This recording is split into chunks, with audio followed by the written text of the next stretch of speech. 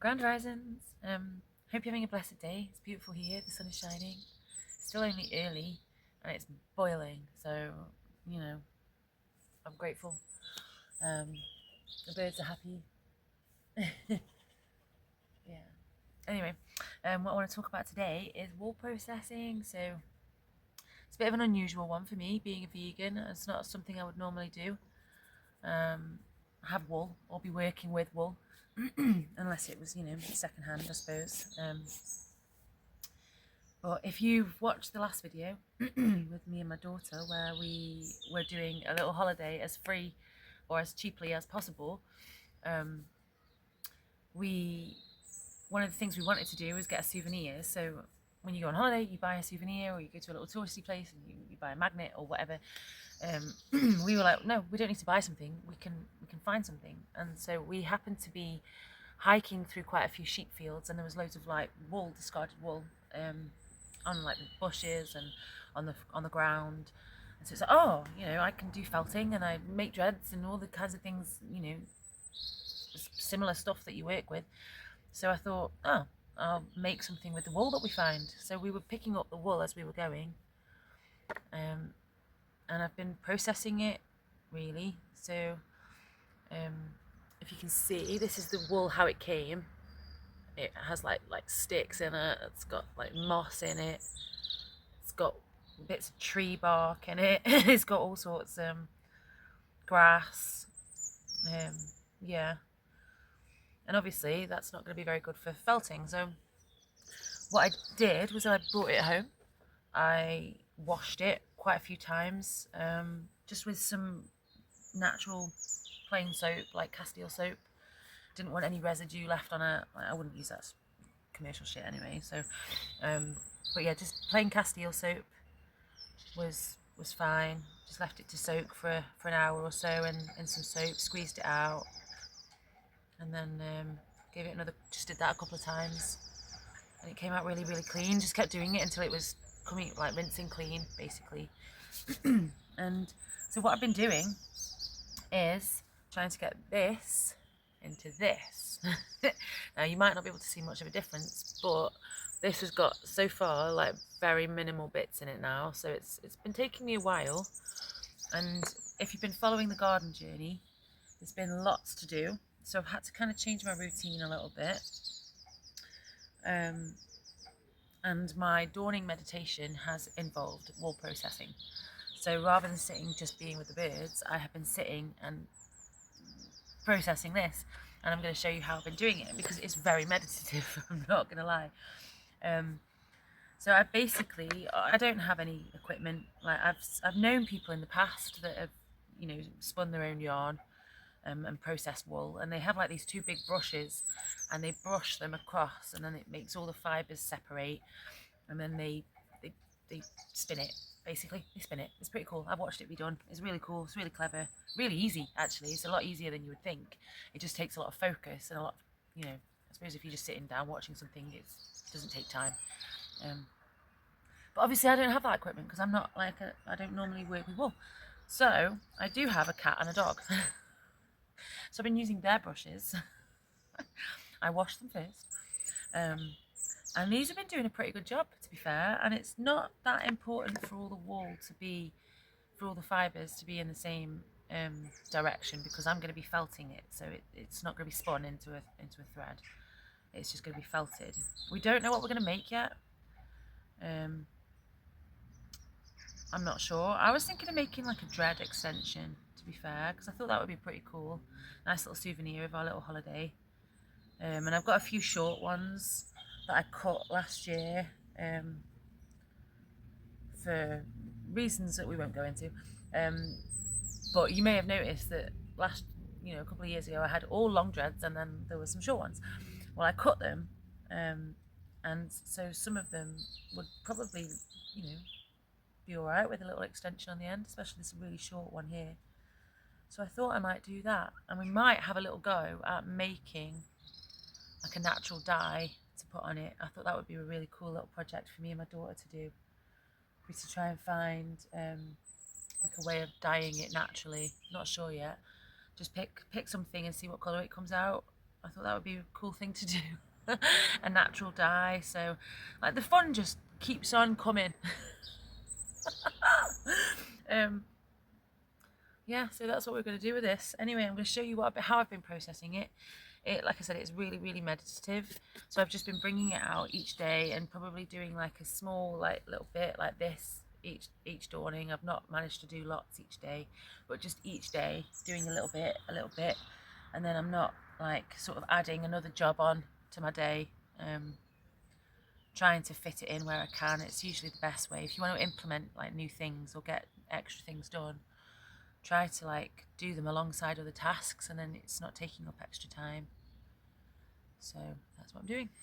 Okay, so basically I just come out in the dawning and bring out my brew, which I'm gonna have a sip of now. And I bring out a chopping board. I sit on my mat and I just start by brushing it out like this.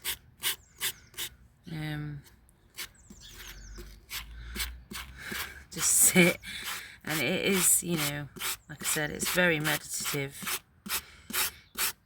And just try and get all the little bits out. As you can see, it's already, it just brings it out naturally on its own. All the stuff comes out and you just blow it away. Some of the bits you do have to pick out. This big bit, I'll just give that out there to Gaia. It starts coming through like this. And like I said, it does take a while, hence why I've only been doing a little bit each day. Didn't want to add another job, didn't want to make it like I've got to do that thing.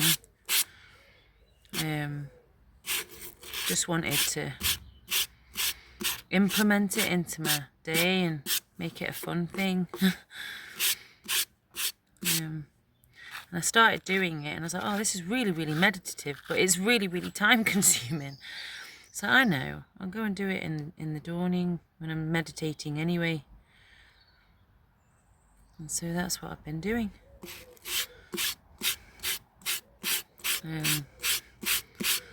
Yeah. As you can see, it just pulls apart all the bits, and you can just take out the bits. I have a feeling that there might be some people that might not like the noise of that. I'm just conscious of the fact that we have a very neurodiverse household, and there are certain sounds that some of the kids just cannot hack at all. They're just like, nope, please stop. Or they leave the room. So yeah, if you don't like doing it on a wooden board, you'd have to find another way. But I will show you what I do in a minute. So when I've done as much of this as possible, so I just start pulling it through the brush. I'm sure there's like an actual wool person that's probably going to think I'm doing this all wrong. But the point of this video is not to teach you how to process wool, because I don't really know how to. It's to show you, one, what we've done with the little free souvenir that we got, or where I am with it so far. Obviously I haven't finished it yet. But just to show you that, like, you don't always have to do things the right and perfect way, you know, just because you've never worked with wool before. You just have to try and adapt. I don't need to go out and buy all the stuff, because I'm not going to be processing wool again. I might do, I don't know. Depends how many fields I walk through, I suppose. I'm not going to be buying wool.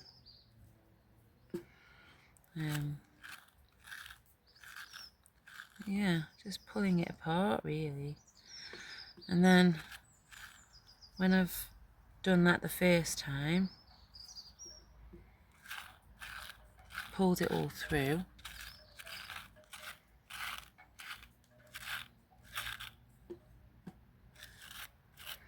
and then I put it back on the brush, and then I get the other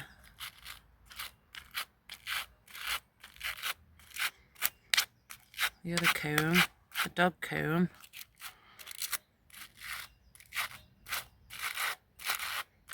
I'll just pull it through, and you find a lot of it like comes out on its own. It's pretty cool, really. I've seen that bit there. You can come out, mate.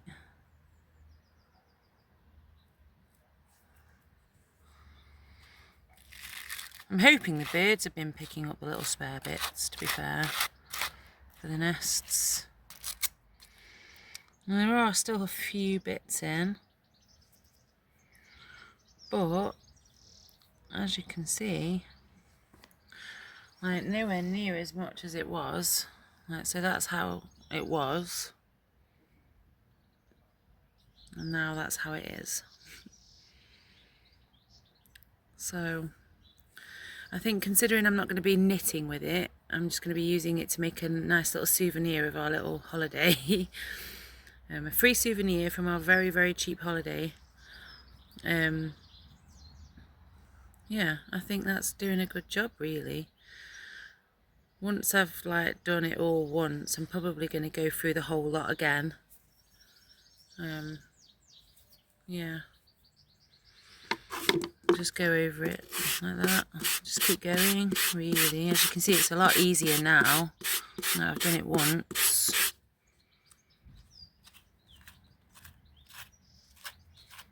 Easy peasy. So yeah, that's what I've been up to. That's how I've been processing my... So yeah, that's what I've been up to, really. That's how I've been processing the vegan wool.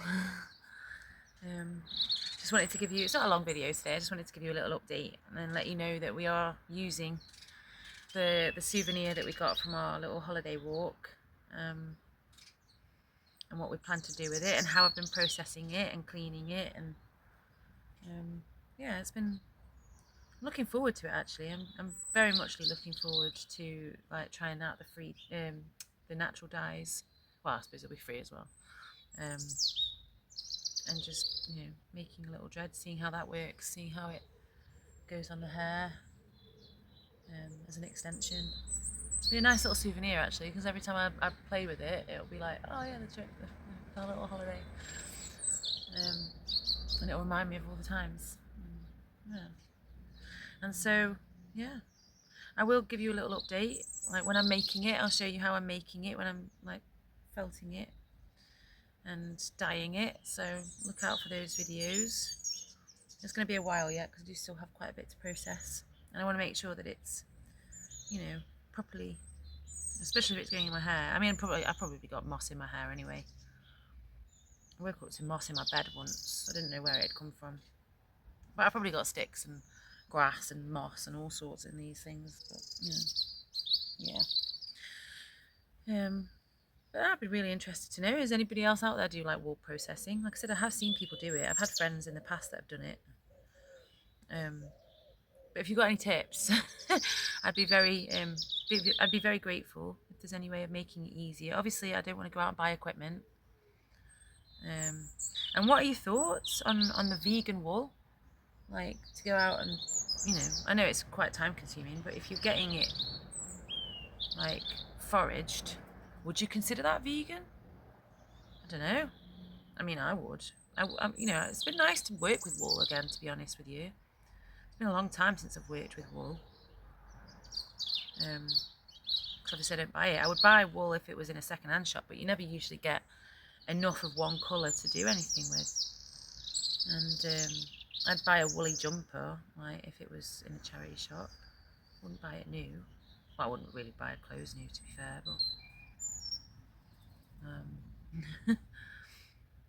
and yeah, and interested to hear if there's any other ways that you would meditate. Like this has been quite a different take on my dawning meditation. Like normally my meditation's quite passive.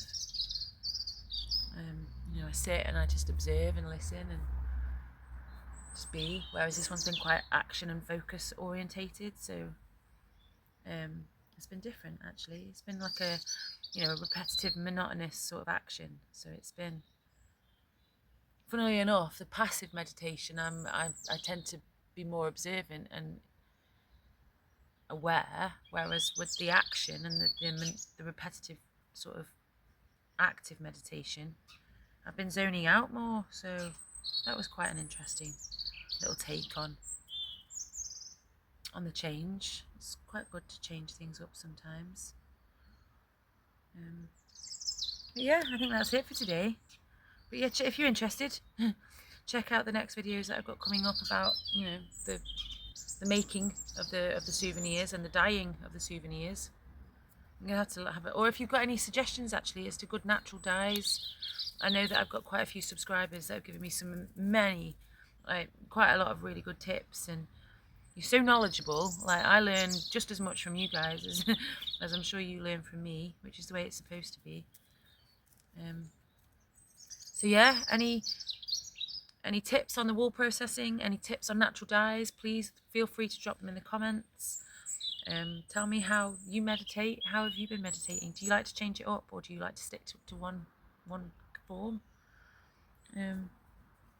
Yeah, thank you for joining me. Thank you for watching, and hope you have a lovely day. Enjoy the sunshine. And I love you very much. Mwah.